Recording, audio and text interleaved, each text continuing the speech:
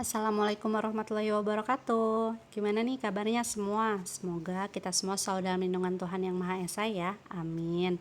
Oke, kita masih akan membahas tentang komunikasi bisnis dengan tujuan pembelajaran kita yaitu agar kita dapat menerapkan dan melakukan komunikasi bisnis dengan baik tentunya setelah kita mendapatkan materi kali ini. Pokok bahasan yang akan kita bahas ada 5. Yang pertama adalah pengertian komunikasi dan komunikasi bisnis. Yang kedua adalah tujuan dan manfaat dari komunikasi bisnis. Yang ketiga adalah unsur dan teknik komunikasi bisnis.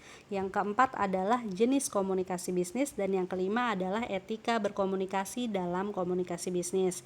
Untuk pokok bahasan pertama, Ibu telah membahasnya dalam video sebelumnya, jadi kalian bisa mereview kembali video Ibu sebelumnya untuk mengetahui dasar-dasar dari komunikasi bisnis. Nah, untuk sekarang, untuk video kali ini kita akan membahas 2 pokok bahasan, yaitu tujuan dan manfaat komunikasi bisnis serta unsur dan teknik dari komunikasi bisnis. Yuk disimak yuk.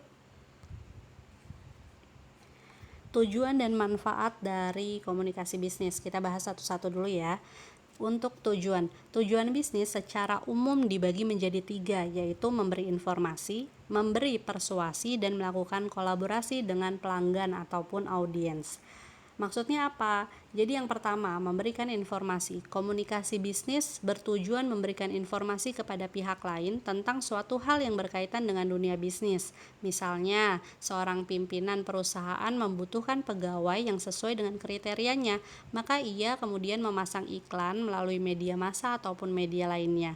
Komunikasi bisnis di sini yakni perusahaan tersebut dapat memberi informasi kepada pihak lain yaitu masyarakat yang membutuhkan pekerjaan.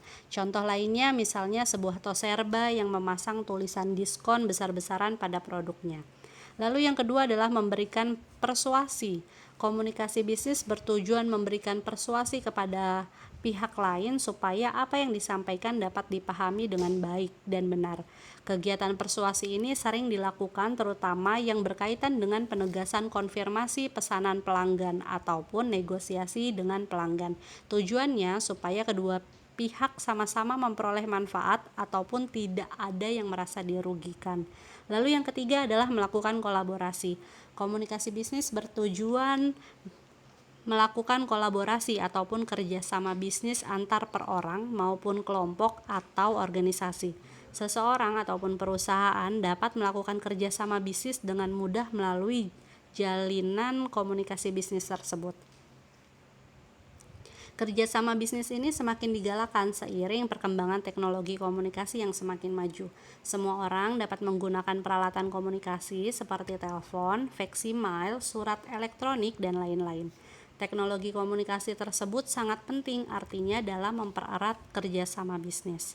Selanjutnya adalah manfaat dari komunikasi bisnis. Di sini selain mempunyai tujuan, komunikasi bisnis juga mempunyai 2 manfaat. Yang pertama adalah manfaat internal. Manfaat internal ini yaitu manfaat yang dirasakan oleh komponen dalam suatu perusahaan, yakni pegawai. Kemampuan berkomunikasi secara efektif seorang pegawai dapat menunjang karir eksekutif perusahaan. Hal-hal yang menjadi pertimbangan mempromosikan jenjang karir eksekutif antara lain sebagai berikut. Yang pertama adalah kepercayaan diri, yang kedua adalah kemampuan bekerja sama, yang ketiga adalah kemampuan manajemen, yang keempat adalah kemampuan mengambil keputusan yang tepat, yang kelima adalah latar belakang akademis, yang keenam adalah mempunyai ambisi untuk maju, yang ketujuh adalah kemampuan berkomunikasi secara efektif, dan yang terakhir adalah berpenampilan menarik. Lalu untuk manfaat eksternal di sini maksudnya adalah komunikasi bisnis dengan pihak ketiga secara efektif akan memberi dampak baik terhadap keberhasilan usaha bisnis dan upaya membangun citra perusahaan di mata masyarakat. Sebagai contoh yakni laporan dan presentasi bisnis yang disusun secara proporsional dan profesional dapat meningkatkan citra perusahaan. Komunikasi bisnis yang tidak efektif akan memberikan dampak buruk terhadap perusahaan seperti keluarnya biaya yang mahal, menurunnya citra perusahaan, memboroskan jam kerja, dan menjauhkan pelanggan. Selanjutnya adalah unsur-unsur dari komunikasi bisnis. Di sini komunikasi bisnis mempunyai unsur-unsur antara lain. Yang pertama adalah memiliki tujuan, yakni komunikasi bisnis harus memiliki tujuan yang sudah ditetapkan sebelumnya. Tujuan tersebut juga harus sejalan dengan tujuan organisasi. Lalu yang kedua adalah pertukaran, yakni di dalam komunikasi bisnis terdapat pertukaran.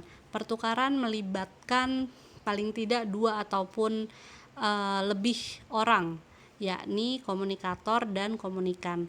Lalu yang ketiga adalah gagasan. Gagasan, opini, informasi, dan instruksi merupakan isi berdasarkan pesan. Bentuk gagasan, opini, informasi, dan instruksi sangat beragam, tergantung tujuan, situasi, dan kondisinya. Lalu yang keempat adalah menggunakan saluran personal ataupun impersonal yang bersifat tatap muka, menggunakan media eksklusif ataupun media yang terjangkau banyak orang secara bersama. Selanjutnya yang kelima adalah menggunakan simbol ataupun sinyal sebagai alat atau metode yang dapat dipahami komunikan ataupun penerima pesan. Yang terakhir adalah pencapaian tujuan organisasi. Maksudnya adalah salah satu karakteristik yang membedakan organisasi atau lembaga formal dari informasi, yakni adanya tujuan yang sudah ditetapkan oleh manajemen sebelumnya. Di dalam teknik komunikasi, banyak cara yang dapat dilakukan dalam berkomunikasi bisnis. Antara lain, yang pertama adalah mencetak bulletin. Jadi maksudnya adalah diterbitkan secara teratur yang memuat informasi tentang perusahaan, tentang produk baru yang sedang dikerjakan, ataupun kerangka-kerangka ilmiah ataupun berita umum yang bermanfaat bagi masyarakat. Lalu yang kedua adalah membuat film dokumenter. Perusahaan dapat membuat film dokumenter misalnya menyangkut proses produksi, kemudian disiarkan oleh televisi dalam bentuk berita pembangunan. Yang ketiga adalah publicity. Maksudnya adalah pimpinan perusahaan dapat mengundang para wartawan datang ke lokasi perusahaan, kemudian mengadakan wawancara tentang segala sesuatu mengenai perusahaan, seperti sejarah berdirinya perusahaan, ide yang mendorong mengapa perusahaan ini didirikan di tempat ini. Lalu ada juga apa manfaat dari produksi ini ditinjau dari segi pembangunan bangsa. Selanjutnya bisa juga apa keunggulan produk ini dan sebagainya. Nah, untuk publicity ini tidak usah dibayar pemuatannya dalam kabar karena dimuatnya dalam bentuk berita. Di dalam publicity ini sifat komersil tidak terlalu menonjol. Lalu yang terakhir adalah promosi. Maksudnya adalah teknik komunikasi yang paling banyak digunakan dalam bisnis adalah apa yang tercakup dalam kegiatan promosi. Promosi berarti semua usaha yang bertujuan meningkatkan penjualan, termasuk ke dalam personal selling, advertising, publicity, dan sales promotion. Untuk sales promotion berarti setiap usaha untuk meningkatkan penjualan dalam jangka pendek seperti display, show, demonstrasi, pemberian hadiah-hadiah, dan mengadakan undian ataupun sebagainya. Oke, sampai di sini dulu materi kita kali ini. Terima kasih telah memahami isi video kali ini. Jika kalian kurang jelas, kalian dapat mereview kembali video ini ataupun mencari referensi dari sumber lain.